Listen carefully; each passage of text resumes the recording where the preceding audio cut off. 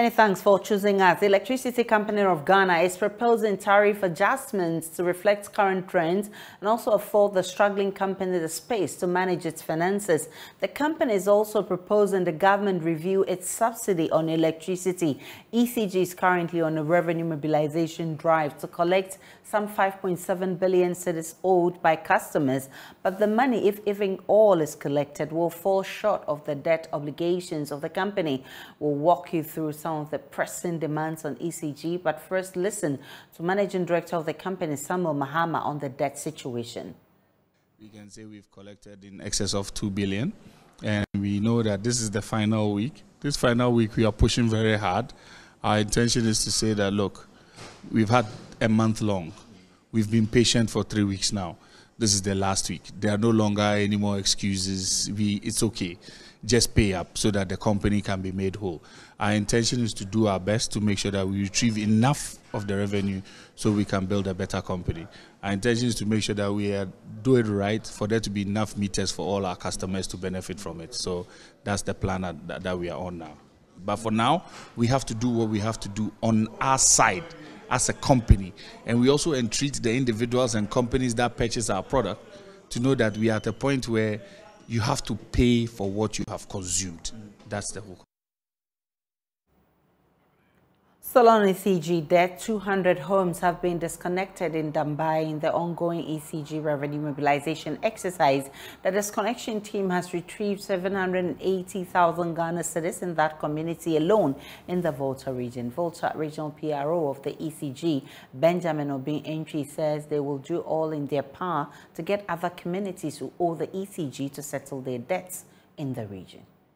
We have disconnected about 200 customers, and then these customers were owing it to some like 80,000 Ghana cedis. But after the disconnection exercise, these customers have responded positively. Some of them have visited our offices to make payments, others are possibly payment platforms, and as we speak, we have received close to 1.2 million Ghana cedis in the Dambai district of ECG. When you come to ECG in the Volta district, we have 11 districts, and the Dambai district is just one of those districts. Though Dambai is politically situated in the Oti region, it is the administratively Dambai district is part of the Volta region. So we oversee 11 districts, and Dambai district is one of them. So far, we have received close to 1.2 million Ghana cedis. We are not relenting on our efforts, despite receiving close to 35 million Ghana cedis since this exercise began. We will keep pressing high and on our customers, because like we say, we don't take delight in correcting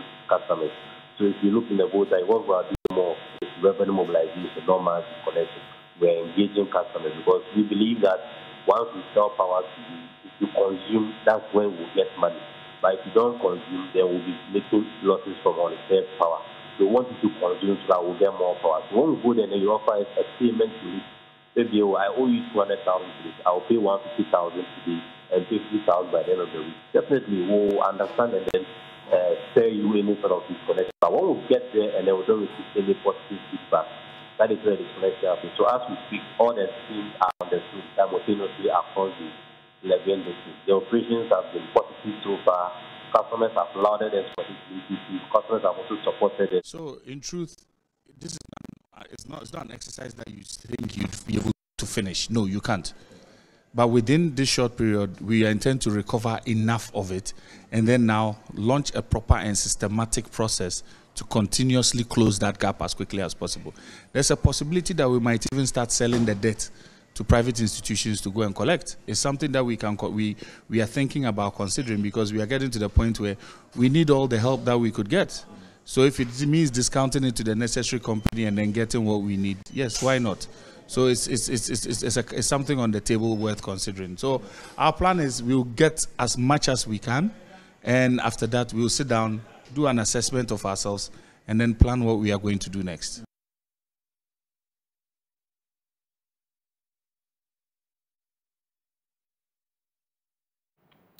And in the face of mounting criticism over recent losses at the produce buying company PBC, Deputy CEO in charge of finance at the company, Vivian Boyde, is defending management. In our latest hotline documentary, PBC Troubles, Joy News investigative desk showed the steep decline in PBC's market share from 30.88% in 2016 to 8% in 2021.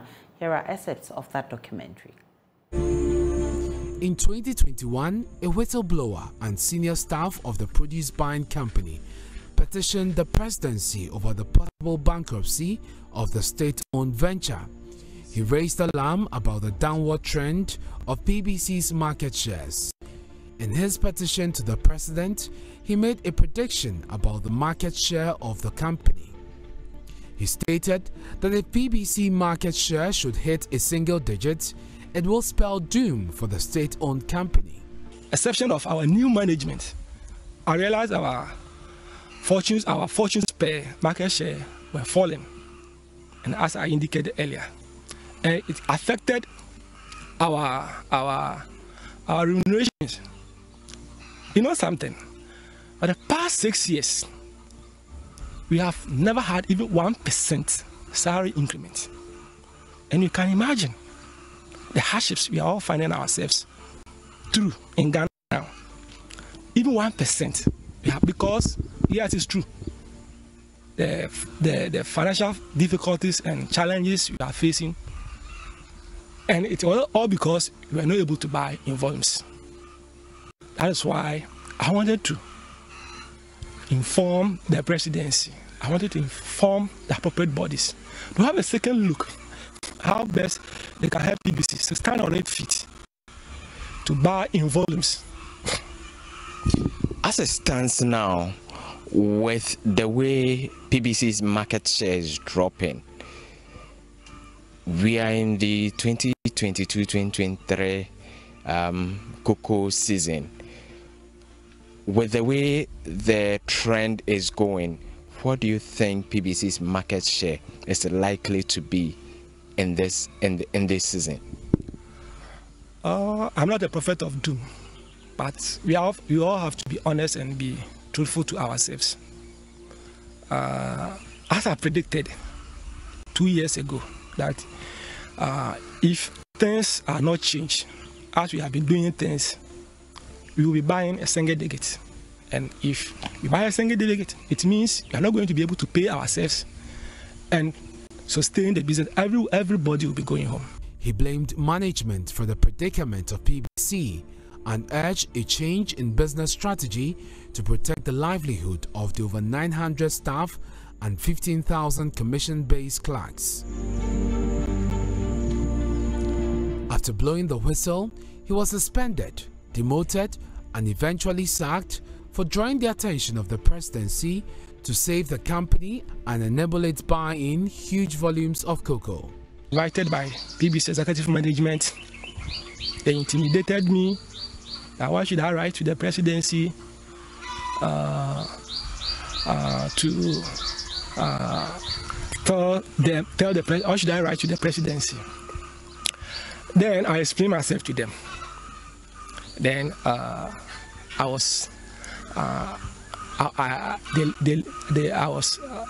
explained myself to them and I left. Then I was interdicted. But after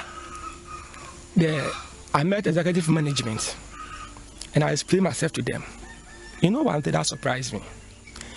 There was not a single question from the executive management as to solutions I have for the PBC.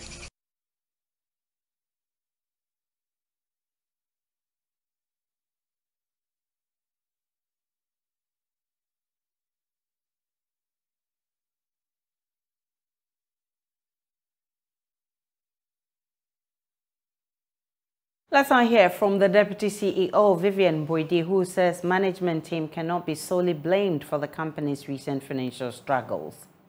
Aside borrowing, you also have to look at the finance cost that comes along with it. Now, we could still maintain this same system and, however, have an improved version of what we are doing now to give us better results than what we have now. Because we rely solely on Cocoa Board Seed Fund, anytime there are hitches or there are issues, definitely would also run into cash flow problems. And I believe that is what happened last year, because if you check the previous year, 2019-2020, we were able to pay our salaries throughout the whole year. It was only in 2022 that we had the 3-month gap because we were expecting a certain amount from Cocoa Board. We didn't get that amount from Cocoa Board. So we were not able to do the sort of operations we intended to do. So it's not, we could have an improved system of what we are having now, and the system would still work. However, PBC itself has to work on itself. So it's not just looking at the financial restructuring. We also have to look at the operational restructuring of the company. And that is what management is currently tackling now, how to get the turnaround faster, be able to go back to Cocoa Board and get the seed fund and go back to the market. And that is what we are working on. We also have to look at the staff side of it. So PBC is currently going through some phase of restructuring to be able to stay profitable and be able to reverse the negative trend on our balance sheet and so resume our normal operation. Well, a former CEO of PBC, Nanejeni Mboateng, has been contesting the position of the current Deputy Chief Executive. He says the current management must certainly take responsibility for the unacceptable decline, considering what was handed over to it. 2017 that we were leaving, that I was transferred in September 2017, we had already secured the guarantees and everything. So in that 2017-18, they made up with 23%. The following year that they had to handle it on their own, they dropped to 17%, and that's why they are dropping and dropping. The issue is that, what is it that has gone wrong for them? As people have alluded, CPC is a strategic, and it's not for nothing that the government itself placed it in that position as a buyer of last resort. And that's how we had 106 depots and buying centers. For whatever reason now, we left a balance, what is a debt, of in our books on my handing over of 289 million. That 289 million was 42.5 million for the Golden Bean Hotel, 50.2 million for PBC Bupe share, 10.5 rehabilitating this, our office. We purchased 20 new articulators and 20 tractors. So the only outstanding debt was 80 million. So now, what is it that, let them say that, what have they added on to this debt, which is now in their position? My sister, if you have an institution at Bupe, as the gentleman was talking about, where you have 200 tons production a day, giving yourself at 80% capacity, gives you 160 tons. Working for 30 days is 52,800. When you do the share extraction, you get 48%. So that would be 25,344. At $1,400 is $35 million. At even 11 cedis, it is equivalent to 494,000 tons buyer's margin they will get for cocoa. What is it that has come that they've abandoned that structure? Today, go to their office today. If you can send somebody to the office, even the furniture and their curtains there, they've not even been able to replace. Yesterday, I was telling Kojo on the Joy News that they were able to make a profit.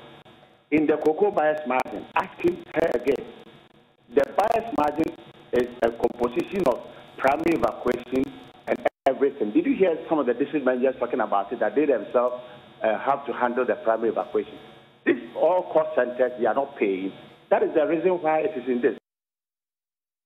Public Affairs Manager of Cocoa Board, Fifi Boafo, says they are deeply concerned about PBC's fall. For the intervention, the situation of PBC would have been worse.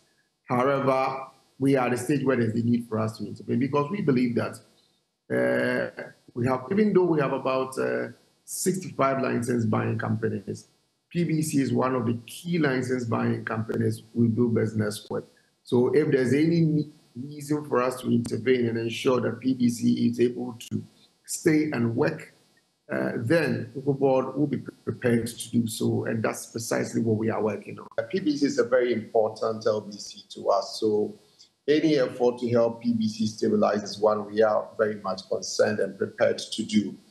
So yes, we are looking at our own financial situation and how best to position ourselves such that we are able to deal with our responsibilities. Seed fund is one of the things we do or give out to support the LBCs and their operations. So in as much as we continue to give seed funds to LBCs, PBC will surely have that priority as we help in stabilizing the organization. The wish would have been that PBC will have other means of supporting the activities, because for a license buying company, the expectation is that the license buying company will be able to raise some finances aside Cocoa Board. But in the situation they find themselves, of course, we also acknowledge that that is a challenge they have. And what is important for us to do at this point is to ensure that PBC stays afloat and is able to perform its responsibilities. The earlier story of ECG's mobilization drive and take you through some of the pressing demands on ECG. My colleague Elton Broby joins me via Zoom for more on this. Elton, you have intercepted some documents on ECG's debt issues and demands on them. Well, Aisha, so what we have is the debt portfolio for all the power producers, ECG inclusive, Gridco, VRA, and the rest. Now, as it relates to ECG, there are three key issues that's confronting it right now. Now, remember that they are in town collecting around 5.7 billion Ghana cedis. That translates to almost 500 million US dollars. Now, we is also demanding $600 million from ECG. And then the independent power producers, according to the documents that we have, is also demanding 1.4 billion US dollars. Now, the independent power producers, they have refused to restructure this debt. Government wrote to them asking that they restructure the debts, but the independent power producers wrote back to government saying that they will not do so, which means that ECG or government will now have to find the money and pay them. Now, ECG books doesn't look so good. Even as they went to the market to secure 1 billion Ghana cedis, they were able to get only 500 million Ghana cedis, which now put their finances in some kind of a difficulty, because the IPP on one side is they are threatening that they may have to switch off their plans if they don't get the money that they require. They went into an agreement with ECG some time back to pay them 50 million Ghana cedis every month for God knows how long. They'll be able to pay this money to offset the 1.4 billion US dollars. So that is our standard. There's also demand from Gridco, and there's also a demand from the Kui Power Authority. All of this, comes in a circle of what government is seeking to do in terms of the IMF bailout, and the demand on government to ensure that these state-owned enterprises are profit-making entities. So that's the more reason why, according to ECG, they are in town making sure that those who owe them pay this money. The document. Go ahead, Elton. So actually, I was talking about the fact that from ECG's own perspective, they claim that they've identified 4.5 million customers. Now, the sad thing about this is that they are losing 1 billion Ghana cedis every year because of power theft. This they have identified. Now, people are also crying for ECG meters. ECG says that they don't have the money to even procure and import meters. In the last 1 year, they've not done so, which is giving rise to people to now go in for fake meters. They've identified 20,000 fake meters alone in the Greater Accra East, and they are working to address. So this is the situation they find themselves in this document that we have. The document also reveals operational lapses in ECG's books. Exactly. So they say that they are losing 1 billion Ghana cedis every year due to power theft. They've also identified 1.5 million of their customers, but some of them have undertaken, illegal connections, and they are not getting the money that they require. They need to supply meters to homes. Because of financial constraints, they are unable to do so. In the last 1 year, they've not been able to bring in meters. And they've identified 20,000 illegal meters in circulation only in the eastern part of Greater Accra region. And this they are doing to ensure that they turn around their fortune. Now, what they have proposed is for an upward review of the tariff set by PRC for ECG. In fact, they've gone further to say that there should be a dollar component in the tariff review, such that they'll be able to collect and pay in dollars, especially those they owe in dollars, like the IPPs, we, and the rest. And then instead of the quarterly review, they are proposing a monthly review of tariff. So in the interim, what is the ECG doing to ensure that their customers pay their debts?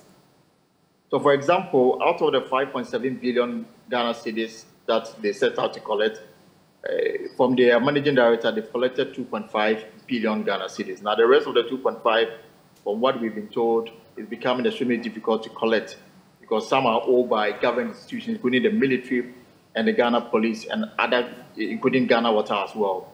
Now, they've written to government to say that if you are giving, for example, budgetary allocation to the military and the police, the components that they should use to pay electricity, pay that money to GRA so that ECG, that will go to meet ECG's tax obligations to GRA. So instead of giving the money to the Ghana military or the police to come and pay the electricity bill, government should rather give that money to GRA to represent ECG's tax obligation. This is a proposal they put before government, and they're hoping that government will come to here. Secondly, they are looking at exploring the possibility of allowing the private sector to collect their debt for them under a specialized incentive package that they want to roll out in the coming days. Elton Brobe with those details. We are certainly monitoring what happens with the ECG. We'll bring you more as we get them. The Trade Union Congress has rejected the government's proposal to restructure pension funds. The Finance Ministry had written to trustees of pension funds inviting them to participate in what it calls an alternative proposed offer. Government is proposing a 5% coupon in 2023 and 2024. The ministry says the participation of the pension funds is needed so the government can comply with cash constraints. But speaking to Joy News, Deputy Secretary General of TUC, Joshua Ansan, says Labour will not allow the pension funds to participate. We have not looked inside our own country and checked what can we do to overcome these challenges. But because there's something that is easy way to go, that the way I think government is focusing too much on the government pensions. And even I'm saying it this evening and saying it again, that Labour will not, I want to repeat, Labour will not do anything contrary to the agreement signed between us and the government on our pensions. Because already pensions is inadequate in this country, and it is our blood. If I tell you how much somebody gets when it goes on pension, it will marvel you. And we think that if we have not been able to do anything for our members, we must secure their future for them. Yeah. So that they will also be beneficiaries of their services that they have rendered to this very country. Whether it is an alternative or whatever, we can look at other alternatives, but not the pension funds. We also have our research department. We also have people, at least amongst us, who knows much about this debt exchange issues. And like I said this afternoon, Evans, we are going to meet. We have a meeting on Thursday for us to make our decision and position known to the government and known to the whole country and the whole world. But beforehand, I want to insist and state categorically that if it is an attempt to touch our pensions, I don't think it's going to be. Consider other alternatives and the other proposals that we actually tabled during the conversation. Government must look there and ensure that we raise these funds over there, but not to touch our pensions fund. Former President John Dramani Mahama has ended his two-day tour of the Ote region with a call on delegates to select the best candidates for the parliamentary elections and unite for 2024 general elections. According to former President Mahama, he's sure to lead the NDC into the 2024 elections. However, how the party handles the aftermath of May 13 primaries is paramount to winning the general elections. Former President was addressing branch and constituency executives in the Akan constituency. Peter Seno has more. The two-day tour of the region began at Lekpe Mate in the yet-to-be-created constituency in the Gwan district. The tour took the former president to Buem, Biakuye, Krachi East and West constituencies for day one.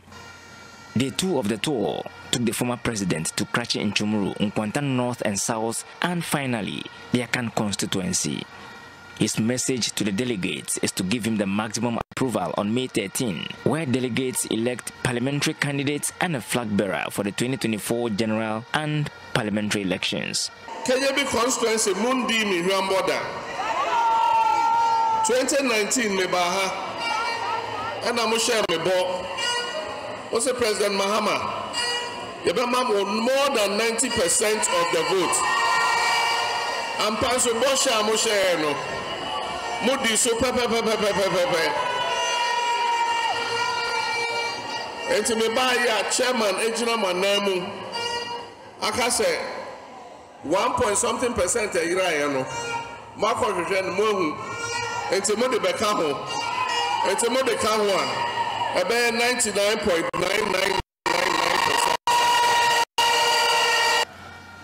He has also called for unity in the party regardless of whoever wins the mandate of the delegates on May 13. Yanya young town for Nipa or your opponent any MPP for. Enti ye yisa nipa na yenina enta nipa nechi. Every say senya ye bobo asa nipa no amane timi edi nkunim no. Sa na eduru yan so a nipa nyina beta yechi na onwa boy. His message to the delegate was not without a swipe at the ruling NPP. Enya Ghana ye NDC hwe so no a ye de ma Nana Akufo-Addo no enya sa Ghana ni nie abra ye NDC wa ba mu a ye hwe Ghana so na ye hotoye. He has accused them for excessive borrowing without any valuables to show for it. Borrow more than 470 billion cedis. Now, besides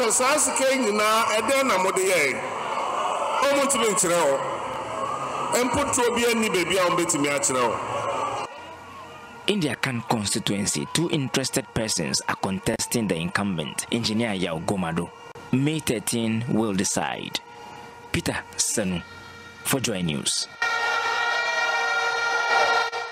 The only female aspirant in the NPP primary for Kumeu by-election says she has what it takes to unify the party and for election victory. Obapa Amasewa, the Secretary General of the Ghana National Commission of UNESCO, is confident the delegates will give her the mandate to lead the party to drive development in that area. The New Patriotic Party is seeking to retain the Kumeu seat in the parliamentary by-election. 6 of the 8 aspirants in the NPP primary have so far received clearance after the vetting. The vetting committee has, however, not disclosed reasons the 2 have not been cleared. Sources, however, point to documentation challenges which the aspirants have been given up till Wednesday to sort out. Amasewa is the only female amongst the 8 aspirants seeking to lead the NPP in the by-election. She wants party delegates to vote massively for her to lead the NPP to victory. I'm not only standing here on the ticket of being female, but being a female achiever, a female who has excelled in all endeavors. My record is clear, and I'm a true patriot. And if given the chance, I shall take Kumeu constituency to its rightful place, and that is why I am standing. Well, 2020, we put it straight to the fact that one of our own went as independent. And that is why I'm saying I am here as a unifier, because often families fight. That is inevitable. It is important to sit and put together everything, ensure that people's grievances are heard and felt, so that we come together and be the Kumeu constituency that we've always been. The people of Sechia Kumeu deserve better, and we owe it to them to do it for them. Meanwhile, the Ashanti Regional NPP chairman, Bernard Nchibo-Siako, has called for unity among party members ahead of the Kumeu by-election. We are pleading to everybody, it's a plea for everybody to vote for MPP party. And also, we want everybody also to unite. Yes. Honorable Baswa, may his soul rest in peace. For the sake of Honorable Baswa, what have happened, I pray that his ghost bring development, peace and unity to the party and then Kumawu constituency.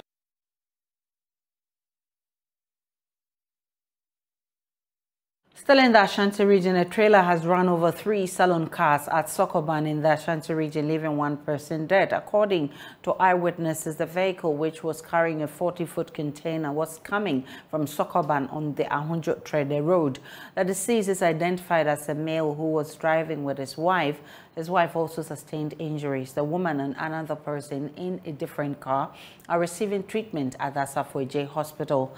The assembly member of Sokoban Daban area, Kojo Boateng, attributed the accident to the slow pace of the road construction. According to him, but for the fact that it was a holiday, there would have been more casualties. He's thus appealing for the contractors to speed up the road construction.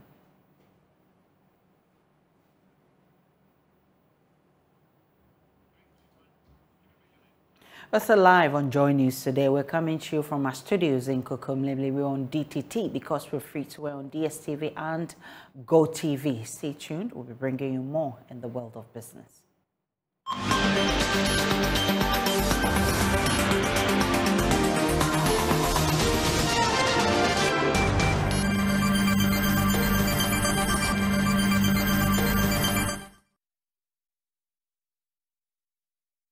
Hello, let's do business now. I am Beverly Broom. The Asokwa District Court in the Ashanti region has granted a 4 million Ghana cedi bail to the acting managing director and the operations manager of Kuapako Co. Limited, Fatima Ali and Abdullahi Mahama, standing trial over conspiracy to steal an alleged embezzlement of 8.6 million Ghana cedi belonging to the cocoa marketing company. Emmanuel Bright Kweku was in court and reports the 2 persons pleaded not guilty of the 22 charges leveled against them. We apologize for that. We'll bring you that story subsequently. Now, government has been criticized for the late payment made to fertilizer importing companies. According to ranking member on Parliament's Select Committee on Food, Agric and Cocoa Affairs, Godfred Seidu Jasso, this is among the factors that have led to shortage and increased prices of fertilizers on the market. The African Fertilizer and Agribusiness Partnership, in collaboration with Feed the Future Policy Link, convened a roundtable discussion themed The Future of Fertilizer and Agro Inputs in Ghana towards the Soil Health Summit. Speaking at the roundtable, Ranking Member of Parliament's Select Committee on Food, Agric and Cocoa Affairs, Godfred Seidu Jasso, highlighted the unsung challenges facing the fertilizer industry. What can we do to ensure that there is a favorable policy environment or economic environment for these businesses and private sectors to want to add more and invest more in the sector? I think that we've had a lot of the ups and downs. Various explanations have been given by government, and I saw all of you, almost all of you, laughing when we talked about the Russian-Ukraine war. It's been repeated and so on and so forth. But it's true, that's one of the factors. But there are other factors, of course, that are not often mentioned, and that is, has government, for example, our Ministry of Finance paid suppliers? You know, these are some of the questions. Once they don't pay and the exchange rates escalate, the people have taken credit. These suppliers have taken credits from the bank.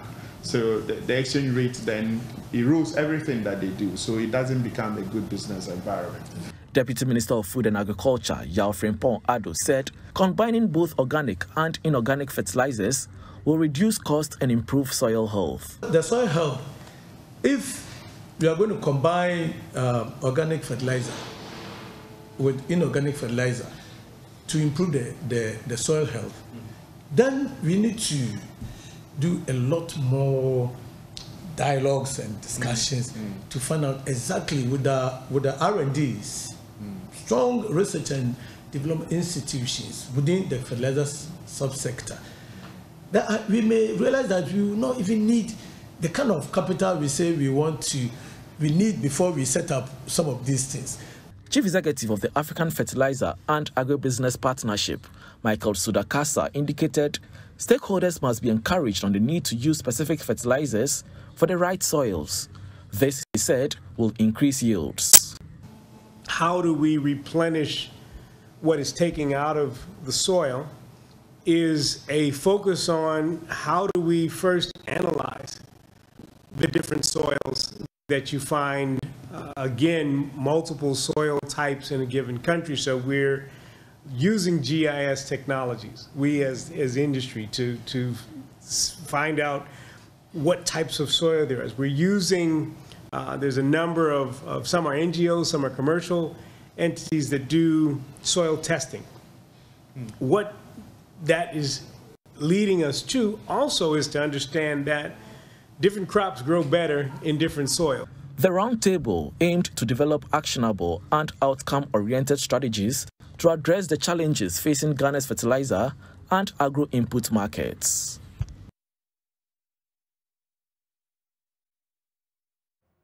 And that's all for business. But we have more business news when you log on to myjoyonline.com/business. I'm Beverly Broom. Have a good afternoon.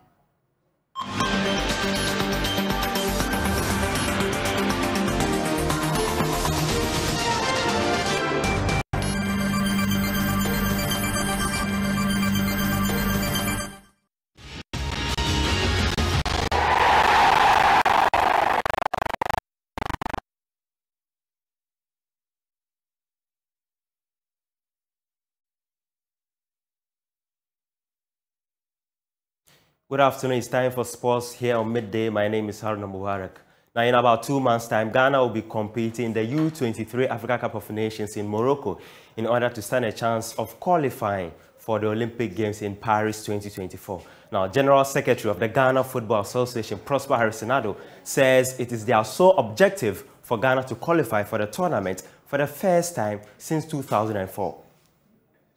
That's the quest. The quest is to qualify to the Olympics game, and so you will see that the technical team, the FA and everybody is geared up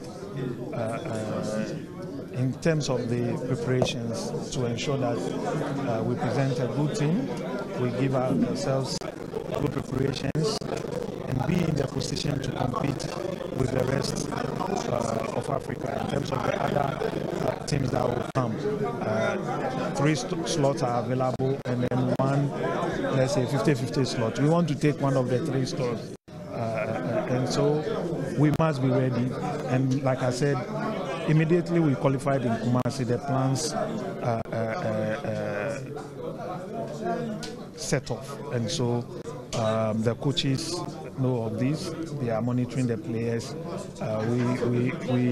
We are working very hard so that the players they will bring forward for us to get for the tournament, we would be able, through our engagement with their clubs, be able to get them so that they will have the best of preparations. But this is an area that we have some of our best talents.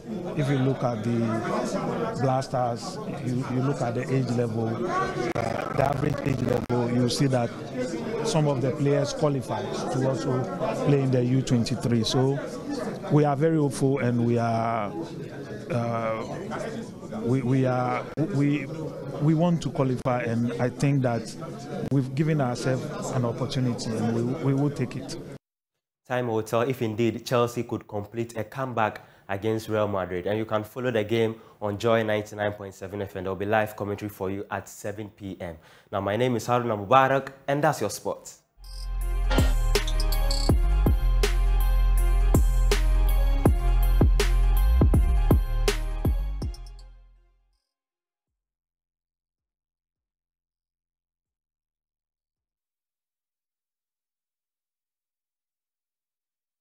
Good afternoon, welcome to Showbiz here on Joy News. Today, our stories this afternoon, Ghanaian comedian and stage actor Foster Owusu, popularly known as Foster Romanos, has described comedy as the most difficult job in the world. According to him, the hardest thing to do is to make people happy and laugh at all times. The most difficult in the world, the most difficult job in the world. I mean, the hardest thing in life is to make people laugh. People you don't know, people who are sad. Someone might have lost their mom today, but it's here. You have to make the person laugh, heartbroken hearts, all diverse, walks of life. You still have to make sure you deliver. So yeah, it is the most difficult job. Yeah. Before I let you go, what else do you have up your sleeves? What should we be looking forward to? Do you have an album coming up? Because, I mean, you can practically sing. Well, when the time is up, you'll be the first to know. And, yeah, you never know. You never know. That's why Romanus is incomplete, because there's always something coming up here. So, yes, December, we are coming with Romanus Incomplete 5. And some other project before the year ends. Definitely you're going to hear it. Yeah. Thank you so much. Thank you too, baby. Mwah. Yeah. Meanwhile, the comedian has credited reggae and dancehall act Samini with the positive impact he has had on his career as a stand-up comedian. Well, as a performer, I would say that I have been really influenced by the brand Samini. Before even going to university to start, studying, etc., I used to listen to him. My confidence, my ability to perform as a performer on stage, I learned a lot from him. And most of the time, to his song sort of has its own way of, getting to me. So yes, and him as an individual also bigs you up anytime he sees you, gives you 1 or 2 tips here and there. So yeah, Samini as an individual and as a brand has really, had a very positive one. Now, Ghanaian actress Rosalind Ngiza has earned a nomination for Best Actress in a comedy movie and TV series category at this year's AMVC Awards. Rosalind is the 5th Ghanaian to be nominated for the prestigious awards after the likes of Lydia Forson, Gloria Safo, Ajete Annan, Pascal Aka and Raquel. The coveted awards, which honor exceptional performances in entertainment, are now in the 9th edition. The awards organizers MultiChoice rolled out the list of nominations into various categories on the weekend, and actress Rosalind earned a nomination for the Best Actress in a Comedy, Movie and TV Series category for her role in the movie The Red Carpet. In 2020, Gloria Safo won for her role in Perfect Picture 10 years later, which was a Ghanaian sole nomination at the event. In 2018, Ajete Annan and Lydia Forson won Best Actor and Best Supporting Actress, respectively, at the event. Ajete Annan won for his role in the Ghanaian movie KTK, and Lydia Forson was celebrated for her role in the Nigerian film Isokin.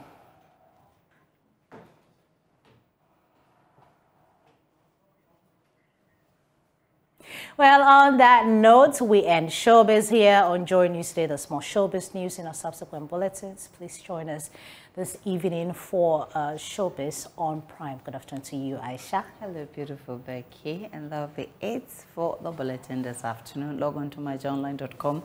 There's more of the news and updates of all the developing stories. Do enjoy the rest of our programs.